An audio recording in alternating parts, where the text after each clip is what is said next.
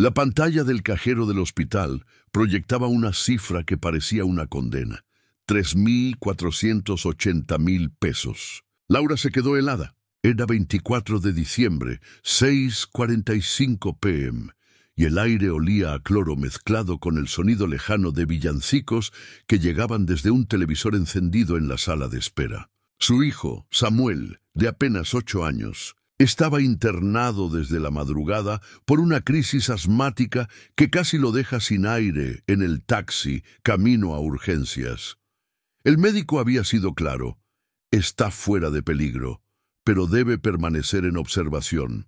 Necesitamos medicamentos y exámenes adicionales. Lo que no dijo en voz alta, pero Laura entendió al ver la factura, era que la recuperación de su hijo costaría mucho más de lo que ella jamás podría reunir en una noche. Apretó el recibo entre los dedos y sintió que todo su cuerpo se quebraba. Pensó en los turnos dobles como peluquera, en el arriendo atrasado, en las navidades sin regalos. Todo parecía derrumbarse como esas luces navideñas del pasillo del hospital, intermitentes, titilando a destiempo con el pitido del monitor que acompañaba la respiración de Samuel.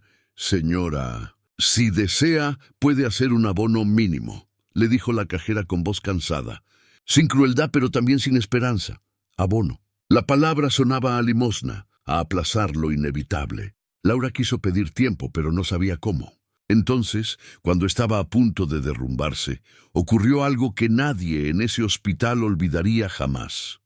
Un hombre alto, de traje oscuro y abrigo largo, entró en silencio al área de pagos. No llevaba gorra ni tapabocas, solo un porte imponente y una mirada serena. Parecía fuera de lugar, más propio de un salón elegante que de un pasillo de hospital público.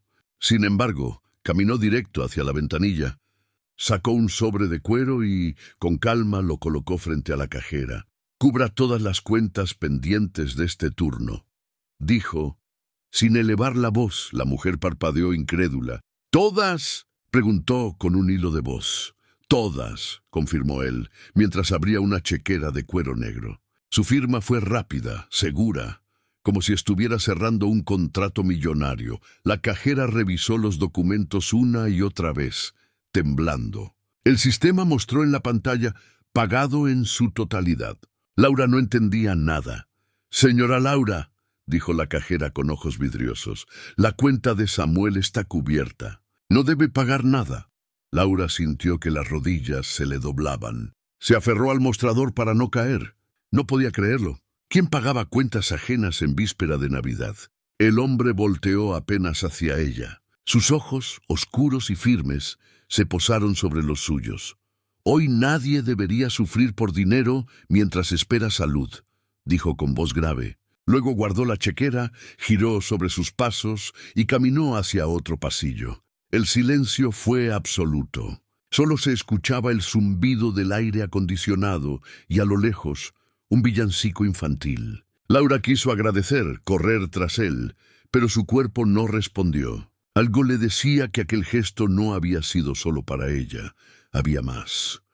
Minutos después, las noticias comenzaron a correr de cama en cama. Cuentas de hospital canceladas, recibos sellados como pagados, familias que lloraban de alivio.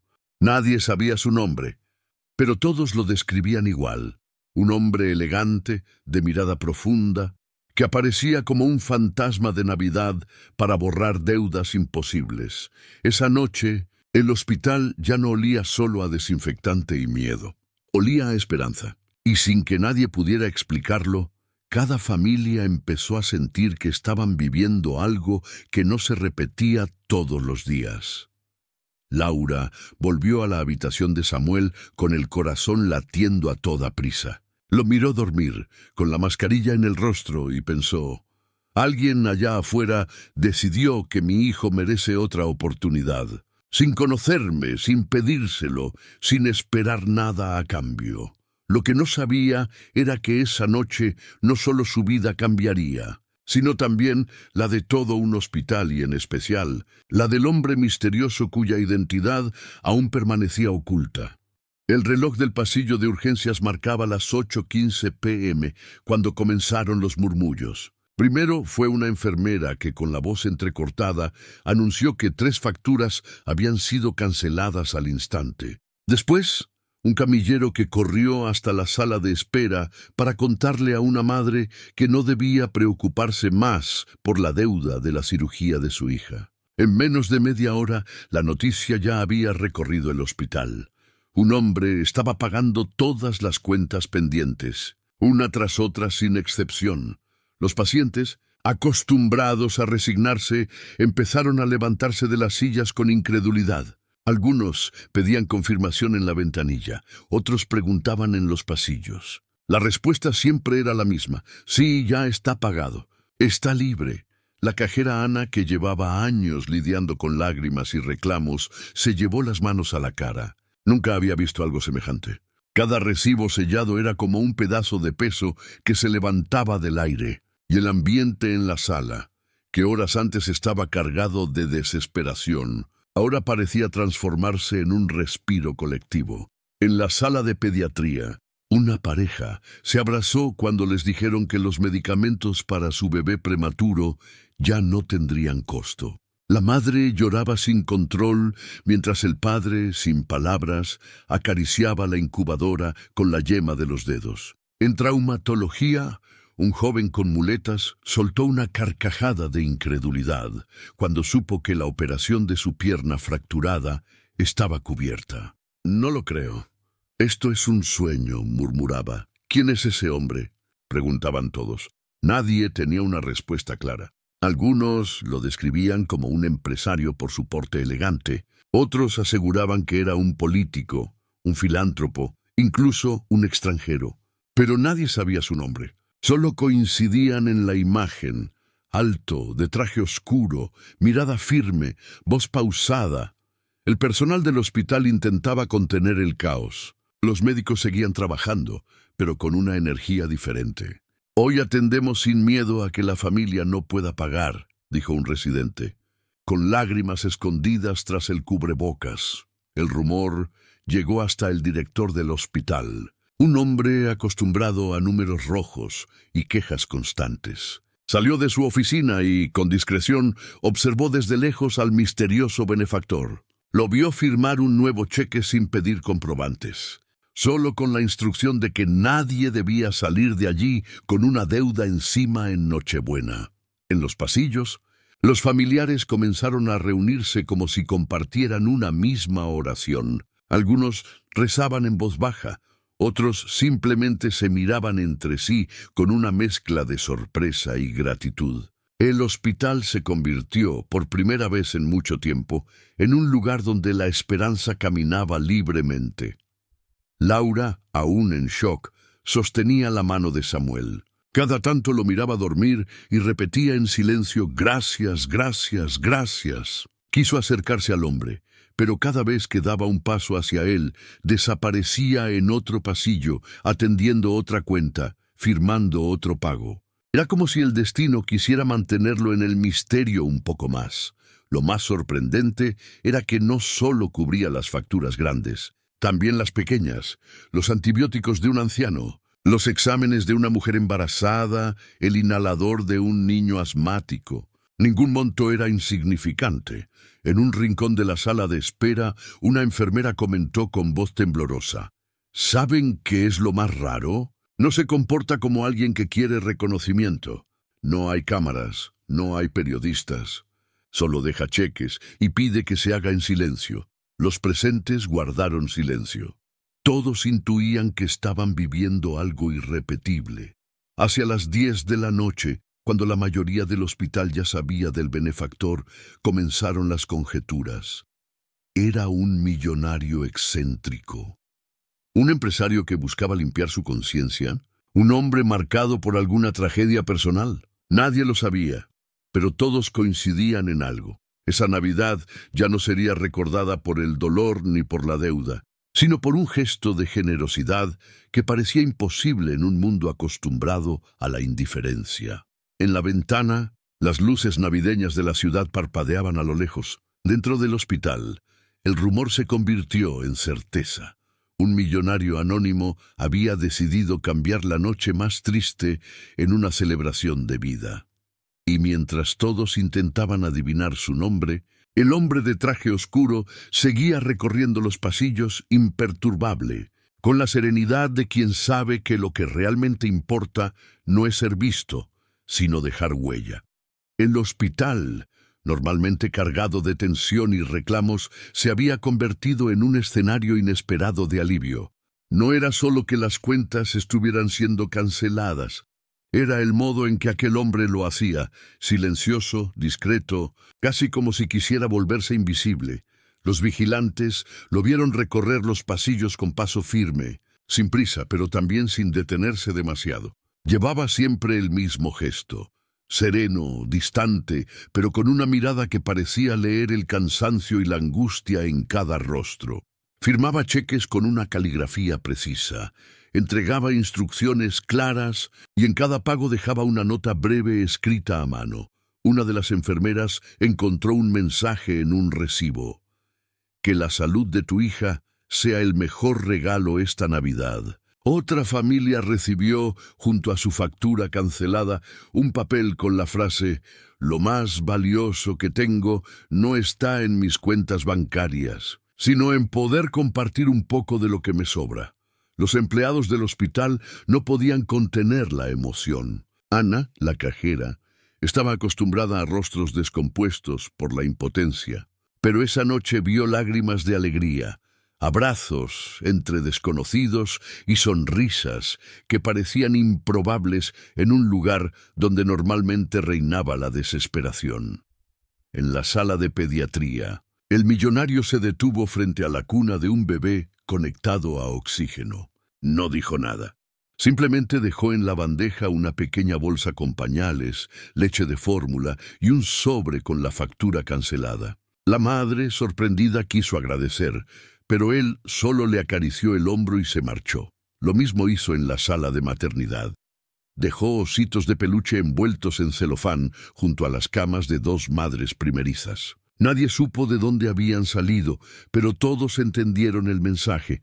No solo estaba pagando cuentas, también estaba regalando dignidad. Un camillero, testigo silencioso de su recorrido, lo describió después así: no es solo la plata, es la forma en que mira. Como si recordara que alguna vez estuvo en el lugar de los que hoy sufren.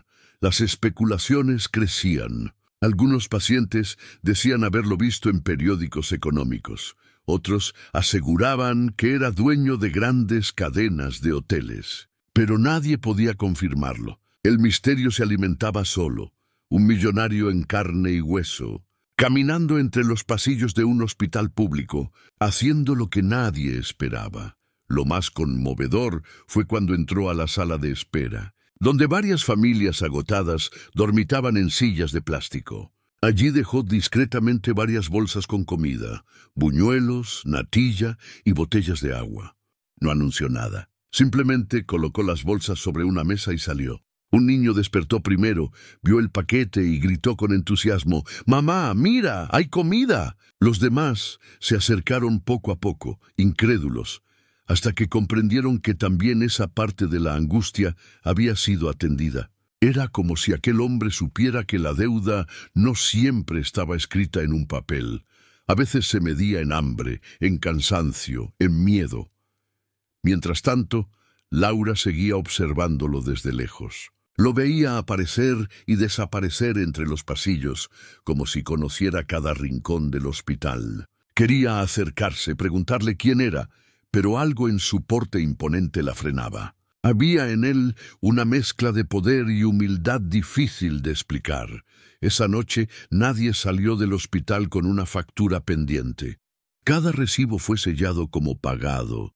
Cada familia recibió la noticia de que no debía nada. El murmullo se transformó en un canto invisible.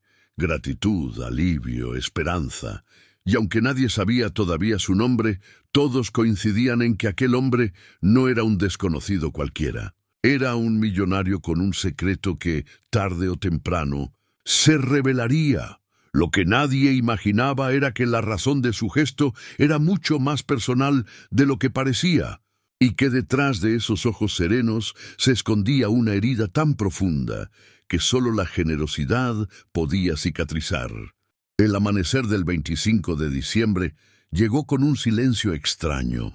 Afuera, la ciudad despertaba entre pólvora y villancicos, pero dentro del hospital lo que flotaba era una mezcla de cansancio y gratitud. Nadie podía dejar de hablar de él, el hombre elegante que había pagado todas las cuentas en Nochebuena.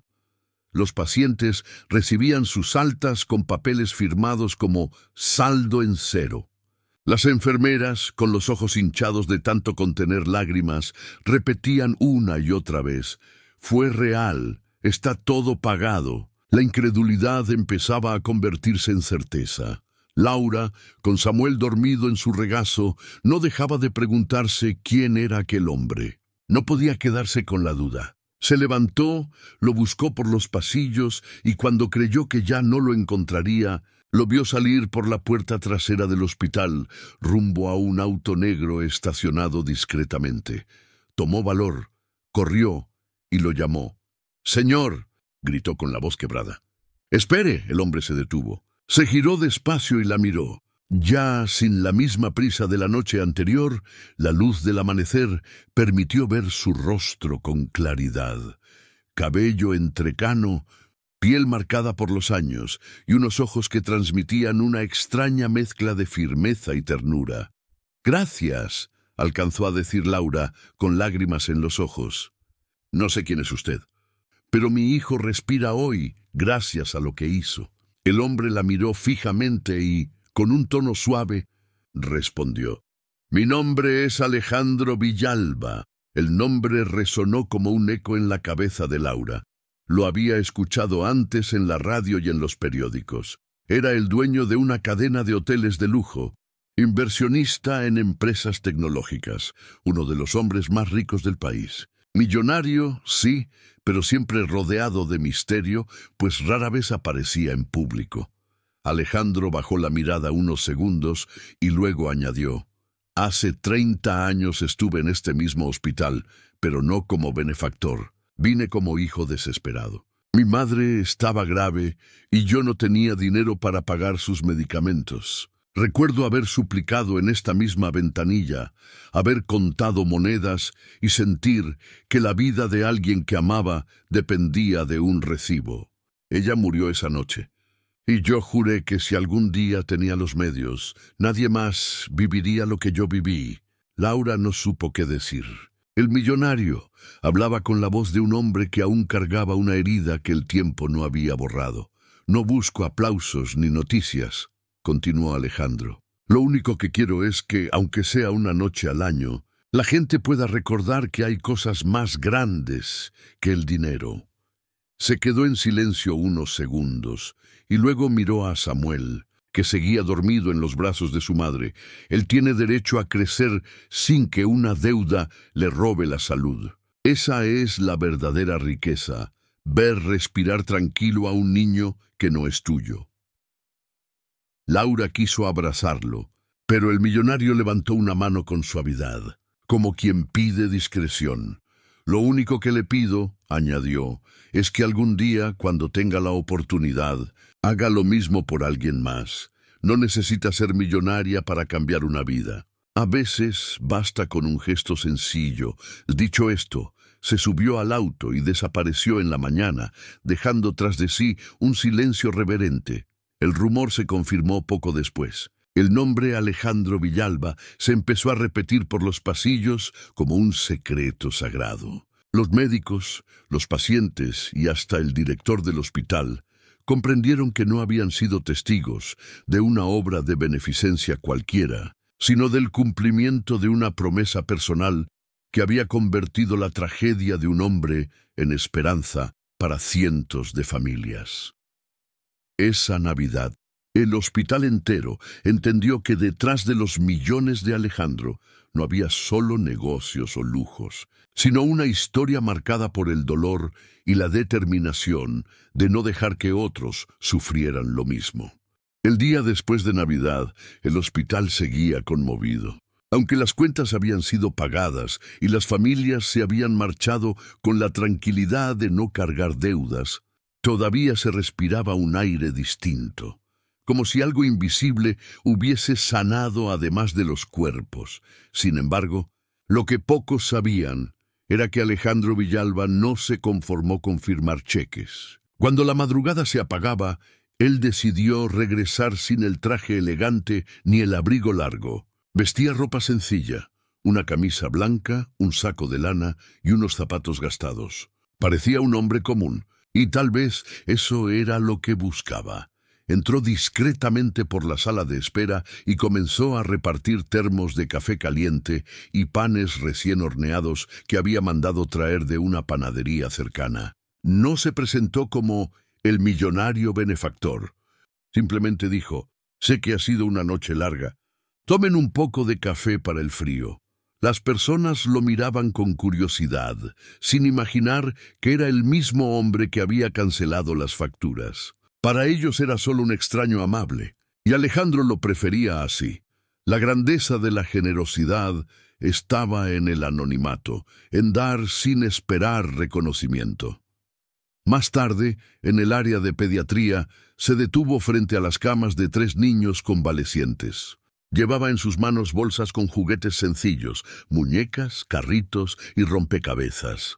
Los depositó suavemente junto a cada cama, cuidando de no despertar a los pequeños. Las madres, sorprendidas, le agradecieron con abrazos. Una de ellas le preguntó su nombre, pero él solo sonrió y respondió: «Un amigo de Navidad». En el área de maternidad, se acercó a una joven madre adolescente que lloraba en silencio con su bebé recién nacido. No tenía pañales ni ropa para el pequeño, apenas una manta del hospital. Alejandro le entregó una caja con lo necesario: pañales, leche, una manta tejida a mano y un pequeño sobre con dinero. La muchacha, temblando, intentó arrodillarse para agradecer, pero él la sostuvo de los hombros y dijo: «No me agradezcas a mí. Algún día, cuando tu hijo crezca, cuéntale que alguien creyó en él desde el primer día, y que él también debe creer en los demás». La joven asintió, con lágrimas que corrían como un bautizo de esperanza. El rumor empezó a expandirse. Aquel benefactor no se había marchado después de pagar, seguía caminando entre los pasillos, entregando cosas que el dinero no siempre puede comprar: palabras, tiempo, compañía. Un médico lo observó mientras conversaba con un anciano internado en geriatría. No hablaban de negocios ni de lujos, sino de recetas de cocina y recuerdos de infancia. El anciano, que no recibía visitas hacía meses, sonrió como un niño. «No recordaba lo que era hablar con alguien que me escucha», dijo después con gratitud. Alejandro entendía que su misión no terminaba con un cheque. Lo había aprendido años atrás, en el vacío que dejó la muerte de su madre, que hay facturas que no se cancelan con dinero, sino con humanidad.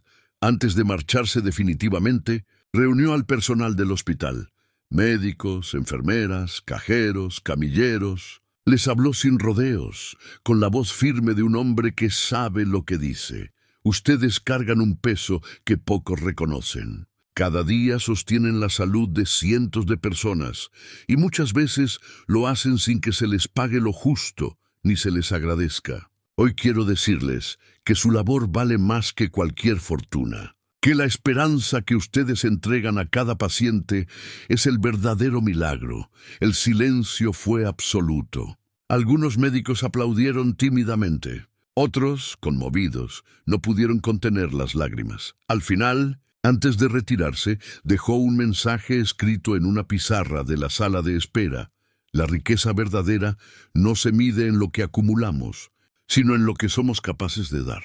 Feliz Navidad para todos. Cuando salió del hospital, nadie lo detuvo. Nadie lo rodeó para pedirle una foto o un autógrafo. Solo lo vieron alejarse como quien deja tras de sí una estela de luz. Y así, el millonario que había pagado todas las cuentas demostró que lo más valioso que podía dar no eran sus millones, sino la parte más sencilla y humana de sí mismo. El 26 de diciembre amaneció con un cielo despejado, como si la ciudad misma quisiera acompañar la calma que había dejado aquella noche inolvidable. El hospital, acostumbrado al bullicio de quejas y la resignación de familias endeudadas, se sentía distinto. Los pasillos tenían otra energía. Había sonrisas donde antes solo había cansancio, abrazos donde antes había discusiones, y un murmullo que se repetía como una oración: el millonario pagó todo. Laura, con Samuel ya recuperado, regresó al hospital para entregar un pequeño obsequio, una caja de galletas que había horneado en casa. No era gran cosa, pero era lo que podía dar. Las dejó en la sala de enfermería con una nota sencilla: gracias por cuidarnos, gracias por permitirnos respirar esperanza. Mientras lo hacía, miró al árbol de Navidad que aún permanecía encendido en la entrada. Colgadas en sus ramas había decenas de notas y cartas improvisadas de pacientes y familias, agradecimientos, promesas, reflexiones. Un árbol que ya no representaba adornos de plástico, sino la memoria de una noche que cambió vidas. El director del hospital decidió conservar ese árbol como símbolo. Cada Navidad volveremos a encenderlo, dijo al personal, no para recordar un milagro pasajero, sino para recordar lo que la generosidad puede hacer cuando se convierte en acción. Los médicos y enfermeras, inspirados por el gesto de Alejandro Villalba, organizaron un fondo voluntario. No era millonario ni gigante, pero alcanzaba para cubrir medicinas pequeñas o alimentos para los pacientes más pobres. Si él, que lo tiene todo, pudo dar sin dudar, ¿qué nos impide a nosotros dar un poco de lo que tenemos? Comentó Camila, una enfermera joven, mientras depositaba su primer aporte. El eco del gesto también llegó a las familias. Una madre que recibió ayuda prometió regalar útiles escolares cada año a los niños de su barrio. Un anciano, cuya diálisis había sido pagada, decidió donar su tiempo como voluntario en la sala de espera, acompañando a quienes no tenían familia. Incluso los niños, como Samuel, empezaron a entender que la generosidad podía ser un legado. Guardó su estrella dorada, la que acompañaba la factura cancelada, y la pegó en la pared de su cuarto con un crayón alrededor que decía: «Dar es vivir». Alejandro, por su parte, no volvió a aparecer en el hospital los días siguientes. Había cumplido su promesa personal: convertir la herida de su pasado en alivio para otros. Pero su ausencia no borró su huella. Al contrario, la multiplicó. En los barrios más humildes, la gente hablaba de él no como el millonario dueño de hoteles, sino como el hombre que pagó las cuentas del hospital en Navidad. El título se volvió un mito urbano, una historia que se contaba en las esquinas y en las casas, como una señal de que todavía existían personas capaces de usar su riqueza para el bien.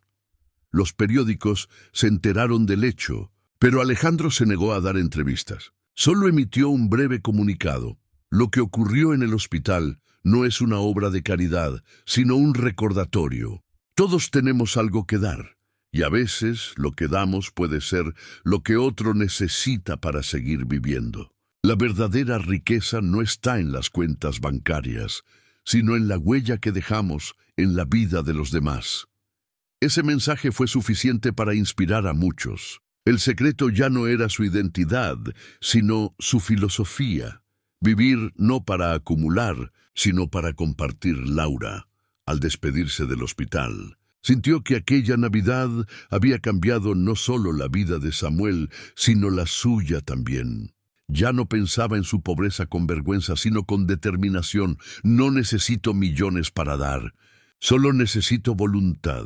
Y así, lo que comenzó como una noche oscura con una cuenta imposible, terminó como una lección para todos, que el dinero puede salvar, pero lo que realmente transforma es el corazón de quien decide usarlo para dar esperanza. Alejandro Villalba se marchó sin buscar aplausos, pero dejó atrás un legado imborrable: la certeza de que la generosidad es la única fortuna que crece cuando se reparte.